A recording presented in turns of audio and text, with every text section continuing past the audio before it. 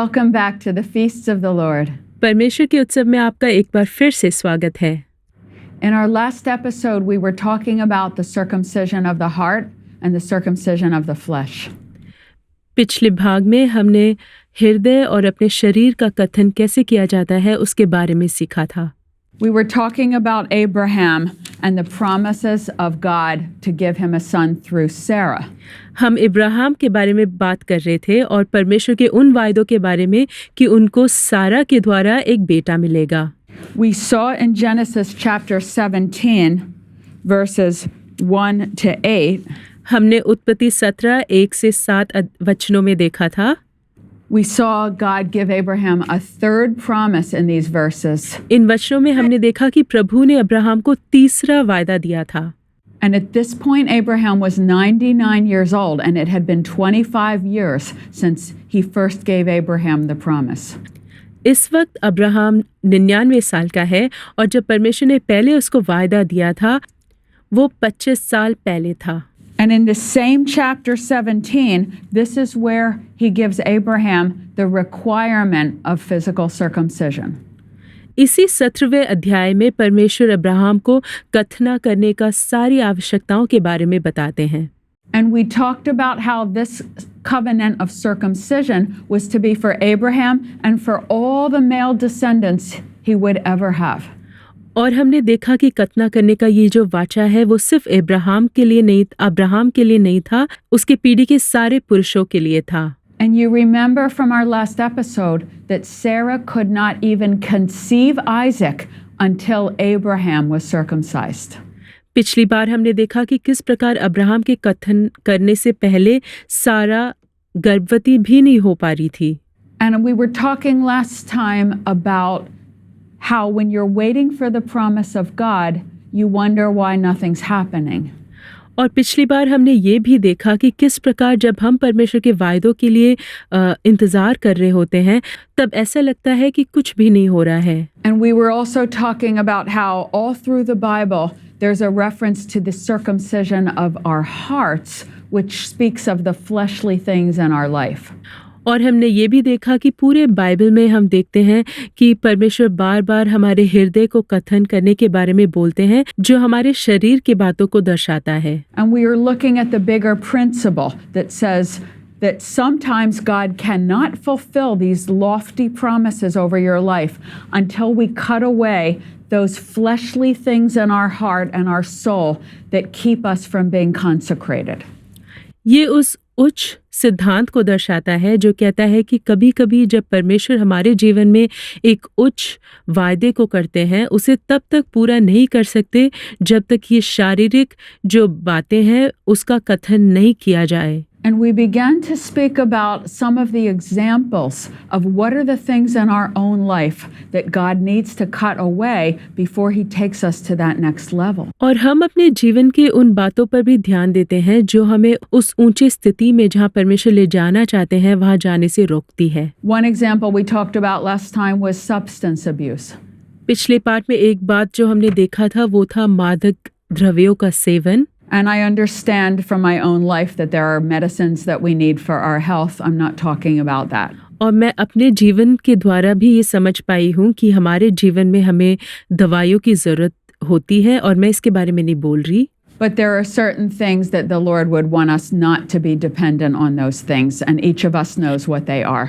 और ऐसी कुछ बातें हैं जो प्रभु नहीं चाहते कि हम उस पर निर्भर करें और हम लोग भी उसे अच्छी तरह समझते हैं कि वो कौन सी चीज़ें हैं। Some other areas are in our soul and in our mind. कुछ दूसरी बातें हैं जो हमारे प्राण और हमारे मन में हैं। In this modern culture, there are millions of people addicted to entertainment, movies, and video games. इन दिनों में हजारों करोड़ों लोग मूवीज, वीडियो गेम और मनोरंजन के लीन हैं। A whole generation is so bored, they have nothing to do but spend hours and hours and hours on the computer or video games. That's something that has to be cut away to go to the next level. इस पीढ़ी के बहुत सारे जवानों के पास बिल्कुल खाली समय इतना ज़्यादा है कि वो अपने समय को सिर्फ कंप्यूटर में ऐसे ही व्यस्त खराब करते रहते हैं।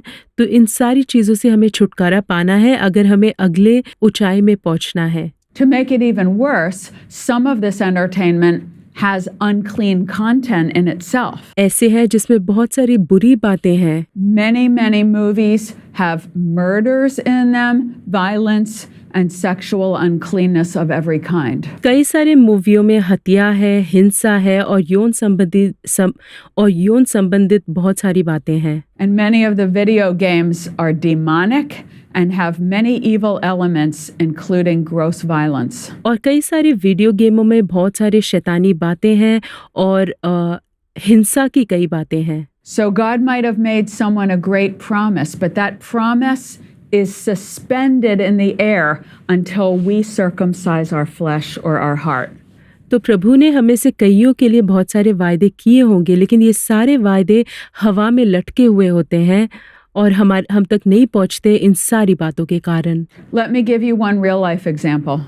चलो मैं आपको एक सच्ची उदाहरण देती हूँ। Let's say there's someone with a very great musical gift and they love music and they want to write songs for the Lord, worship songs. मान लीजिए कि कोई एक ऐसा व्यक्ति है जो संगीत में बहुत रुचि रखता है और उसमें बहुत अच्छा भी है और वो परमेश्वर के लिए गीत लिखना चाहता है, आराधना के गीत। And maybe God has even spoken a prophetic word over their life that you will be playing heavenly worship for people and taking them to heaven as they worship. और हो सकता है कि प्रभु ने उनके प्रति ऐसा एक वाक्य दिया होगा कि आप स्वर्गीय संगीत को बजाओगे और परमेश्वर के साथ लोगों को मुलाकात करवाओगे। This actually happened to a real worship leader who's very popular now. This is a real story that happened to him. ये एक सच्ची कहानी है जो एक बहुत ही प्रसिद्ध आराधना के अगुवे के साथ हुआ था और वो अभी भी आराधना करते हैं। He's a brilliant pianist and an incredibly gifted songwriter.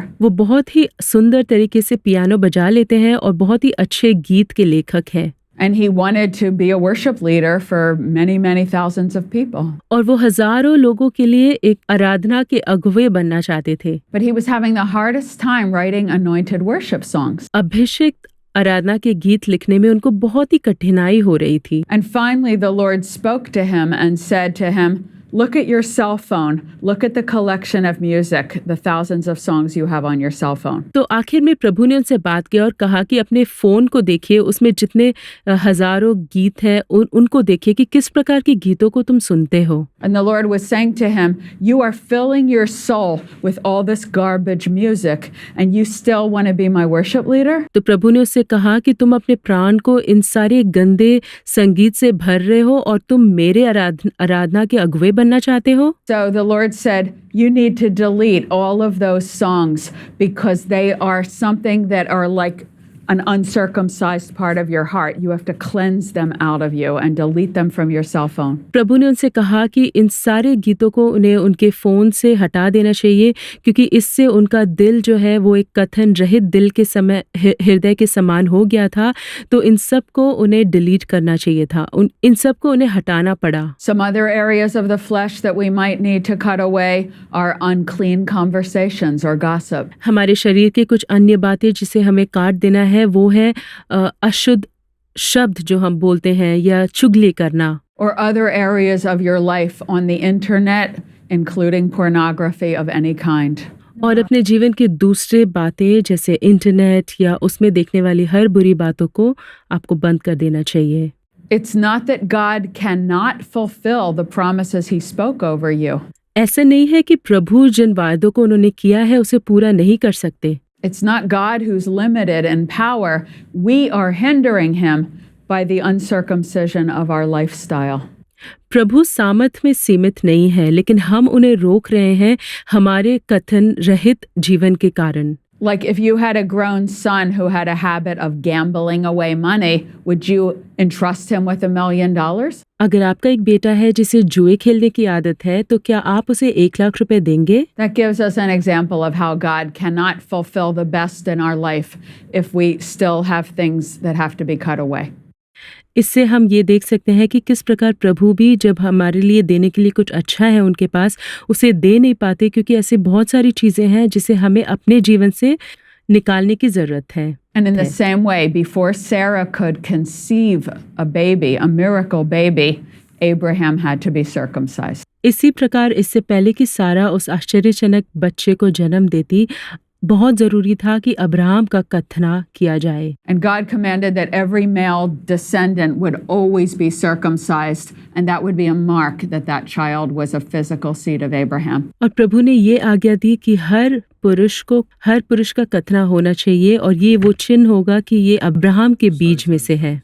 And then in chapter 17, verses 15 to 17, actually 15 to 18, God finally tells Abraham that Sarah will bear a child. और फिर आखिर में हम 17वें अध्याय के 15 से 18वें वचन तक हम देखते हैं कि परमेश्वर कहते हैं कि सारा एक बच्चे को जन्म देगी। And notice how Abraham responds in verses 17 and 18. 17 और 18वें वचन में देखिए कि अब्राहम ने किस प्रकार से उत्तर दिया। Then Abraham fell on his face and laughed and said in his heart, "Shall a child be born to a man who is 100 years old? And shall Sarah, who is 90 years old, bear a child?" And then Abraham said to God, "Oh, let Ishmael live before you." Ibrahim नीचे झुककर हंसा और उसने कहा कि मैं तो 100 वर्ष का बूढ़ा हूँ और मैं पुत्र पैदा नहीं कर सकता, और सारा 90 वर्ष की बुढ़िया है, वह बच्चे जन्म नहीं दे सकती। हे प्रभु, क्या इश्माएल जीवित रहे और तेरी सेवा कर सके? Even though Abraham had incredible faith, he found it so hard to believe that his 90-year-old wife was going to get pregnant. He said, "Oh, just bless Ishmael. I already have that son. Just bless him." इसके बावजूद कि इब्राहिम विश्वास का पिता था, उसने इस बात पर विश्वास करना उसके लिए कठिन लगा कि सारा 90 साल में एक बच्चे को जन्म देगी। इसलिए उसने प्रभु को कहा कि प्रभु, इश्माएल को आशीष दे, ये मेरा बेटा है, इसे ही आशीष दे कि ये तेरी सेवा करे। And the Lord understands his concern, and he says, "Yes, yes, I will bless Ishmael, but trust me, Sarah is about to have a baby." प्रभु उसकी समस्या को समझते थे और उन्होंने कहा, हाँ हाँ, मैं इश्माएल को आशीष तो दूंगा, लेकिन तुम्हारा जो बेटा है वो सारा के द्वारा आएगा। So on that day, Abraham was circumcised at age 99, and his son Ishmael was circumcised at age 13.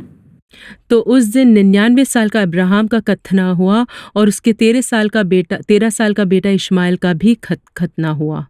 And notice that Abraham also circumcised all the men of his household, those who worked for him, those who were born in his home, everyone that was part of his household. इस बात का भी ध्यान दीजिए कि Abraham ने अपने घर के सारे पुरुषों को खतना करवाया, उसके घर में जो पैदा हुए थे, उसके यहाँ जो काम करते हैं, सभी को उसने खतना करवाया। Because he didn't just circumcise his son, but also all the servants that lived in his household, this tells us something about the covenant not only being for our physical descendants. क्योंकि Abraham ने ये सिर्फ अपने वंश के लोगों के साथ नहीं किया, लेकिन अपने घराने के सारे पुरुषों का खतना करवाया। इससे हमें ये पता चलता है कि परमेश्वर का जो वायदा है वो सिर्फ एक जाति का नहीं, लेकिन सभी लोगों का है जो उन पर भरोसा रखते हैं। This shows that God loved Abraham's servants and had a destiny for them too, and he didn't want them to be outside the covenant. ये दिखाता है कि परमेश्वर इब्राहिम के जो दास थे उनसे कितना प्यार करते थे, और ये कि उनके साथ भी जो वाचा उनके साथ भी बांधा गया है और वो इससे अलग नहीं है। So even though this promise is given to Sarah now, something else has to happen before she actually conceives the child. ये वायदा सारा को दिया गया है, इसके बावजूद कुछ और को होना है इससे पहले कि वो बच्चे के साथ गर्भवती पाई जाए। The first thing that had to happen, we've already talked about, circumcision. सबसे पहली बात जिसके बारे में हमने देखा वो है खतना करना। The second thing that had to happen before Sarah could conceive the child is that Sodom and Gomorrah had to be destroyed. दूसरी बात जिसका होना था इससे पहले कि सारा गर्भवती हुए, वो ये है कि सोदोम और गोमोरा पूरी तरीके से नाश हो जाना चाहिए था। So before Isaac can be conceived, God has to destroy the wickedness of the neighboring cities where nephew Lot is living in still. इसहाक के पैदा होने से पहले परमेश्वर को सोदोम और गोमोरा में जो भी अशुद्ध बातें होती है उसे पूरी तरीके से नाश करना था, जहां उसका भतीजा लौत रहता था। Now, we won't go through the whole history of the destruction of Sodom and Gomorrah, but you can read about it in chapter 18. हम सोदोम और गोमोरा के नाश होने के इतिहास को गहराई में नहीं देखेंगे। आप इसे 18वें अध्याय में पढ़ सकते हैं। But the same angels that visit Abraham to tell him about Sarah having a baby in a year also tell him about the destruction of Sodom and Gomorrah. लेकिन वही स्वर्गदूत जो अब्राहम को बताते हैं कि सारा 1 साल में बच्चे को जन्म देगी, वही स्वर्गदूत उसको ये भी बताते हैं कि परमेश्वर सोडोम और गोमोरा को नाश करने जा रहे हैं। And so we see the cutting away of the flesh on an individual level before Sarah can conceive. हम देखते हैं कि व्यक्तिगत रूप से शरीर का काटा जाना सैरा के गर्भवती होने से पहले। But isn't it interesting that 2 cities have to be burned to the ground with fire from heaven before Isaac can be conceived? क्या ये दिलचस्प बात नहीं है कि 2 नगरों को भूमि तक आग से जलाकर भस्म कर देना चाहिए जिससे पहले कि इसहाक का जन्म हो जाए। These were cities of great perversion, wickedness, violence and uncleanness. ये ऐसे नगर थे जहाँ पे बहुत ही अशुद्ध बातें होती थी, हिंसा होती थी और हर तरह की खराब बात होती थी। They had to be cut away. They had to be removed from the earth completely before Abraham's promised baby could be born. इससे पहले कि अब्राहम का वायदा किया हुआ बच्चा जन्म ले, इन सब को पृथ्वी से काट कर निकाल देना बहुत ही जरूरी था। Isaac was going to be the father of many, many nations and many children, and God wanted him to come into a cleaner world. इसहाक बहुत सारे बच्चों का, बहुत सारे राजों का पिता बनने वाला था और पिता परमेश्वर चाहते थे कि ये एक बहुत ही शुद्ध और एक साफ संसार में पैदा हो, Isaac would never have to smell the stench of Sodom's wickedness. ताकि इसहाक को सोदोम की जो अशुद्धता है उसकी भनक भी ना पड़े। Now then, one more thing happened before Isaac was conceived. इसहाक के जन्म होने से पहले एक और बात हुई। We see this in chapter 20, Genesis 20. हम इसे उत्पत्ति 20वें अध्याय में देखते हैं। Before Sarah has conceived the baby, Sarah and Abraham travel down to another region, and Abraham is afraid that the king of that region will fall in love with his wife Sarah. इससे पहले कि सारा गर्भवती हो, Abraham और सारा एक और जगह में जाते हैं और उस जगह के जो राजा है उसे देखकर अब्राहम को ये डर लगता है कि वह से प्यार ना करने लग जाए। It's funny because Abraham is actually afraid for his own life because kings in those days could kill a man so they could get hold of the wife. ये एक दिलचस्प बात है कि अब्राहम यहाँ पर अपने जीवन के लिए डर रहा है क्योंकि उस समय के राजा ऐसे होते थे, वो एक इंसान को उसकी पत्नी के लिए उस इंसान को मार भी देते थे। This incident is so interesting in the timing of prophecy being fulfilled. ये बात दिलचस्प इसलिए है क्योंकि ये तब पूरा हो रहा है जब परमेश्वर के वायदे को पूरा होने का समय आ गया था। Just when God is opening the womb of a 90-year-old woman who's going to give birth to the promised child, ये तभी हो रहा है जब प्रभु ने एक 90 साल के एक स्त्री के गर्भ को खोला कि वो उस वायदे के बच्चे को जन्म दे सके। her husband Abraham gives her into the bed of a king, a foreigner that could sleep with her and destroy the promise of Isaac. उसका पति अब्राहम उसे एक अन्य पुरुष को दे रहा है जो उसके साथ सो सकता है और उसके द्वारा एक गलत बच्चा उत्पन्न हो सकता है जो वायदे का बच्चा बिल्कुल नहीं है। The angel had told him, I'm coming back in 1 year, and she's already going to have a baby in her arms. So he knew it was coming right away. तो स्वर्गदूतों ने उससे कहा था कि मैं 1 साल में वापस आऊंगा और जब मैं आऊंगा तो सारा के हाथ में एक बच्चा होगा, जिसका मतलब है वो बहुत ही जल्दी गर्भवती होने वाली थी। So he made a very dangerous mistake by giving her to that king as a wife. तो सारा को उस राजा के पत्नी के रूप में देने में अब्राहम ने एक बहुत ही गंभीर गलती करी थी। But God spoke to that king in a vision or a dream and said, she's somebody else's wife, you better not touch her. लेकिन प्रभु ने उस राजा को एक सपना दिया और कहा कि ये किसी और की पत्नी है और इसे छूना भी मत। And so the Lord protected Sarah to be free to conceive Abraham's baby and not somebody else's. तो इसलिए प्रभु ने उसकी सुरक्षा की कि वो अब्राहम के बेटे को जन्म दे और किसी और के बेटे को नहीं। And that was the third and final test before Isaac could be born. इसहाक के पैदा होने के पहले ये तीसरा और आखिरी परीक्षा था। And finally, in chapter 21, when Abraham is 100 years old, his son Isaac is born. आखिर में 21वें वचन में हम देखते हैं कि अब्राहम जब 100 साल का हो जाता है, उसका बेटा जन्म लेता है। Why is Isaac's birth so important in the scheme of history? इतिहास में इसहाक का जो जन्म है वो इतना मुख्य क्यों है? Because God was preparing a lineage, a seed that would go down and down and down until King David had to be from that seed, and then Yeshua the Messiah. क्योंकि प्रभु ऐसे एक बीज को तैयार कर रहे थे जो नीचे जा जाकर उस बीज में से दाऊद राजा पैदा होंगे और उसके बाद यीशु मसीह जो हमारे उद्धार करता है उनका जन्म होना था। And God said, yes, I'll bless Ishmael, but he's not the seed. Isaac is the seed. प्रभु ने कहा हाँ मैं इश्माइल को आशीष दूंगा, लेकिन वो बीज नहीं है, इसहाक ही बीज है। In our next episode, we'll look again at the Melchizedek priesthood. अगले हफ्ते मेल्किजेदेक जो याजक है उसके बारे में हम देखेंगे। And until then, may the Lord bless you. और तब तक प्रभु आपको आशीष दे। Amen. आमीन।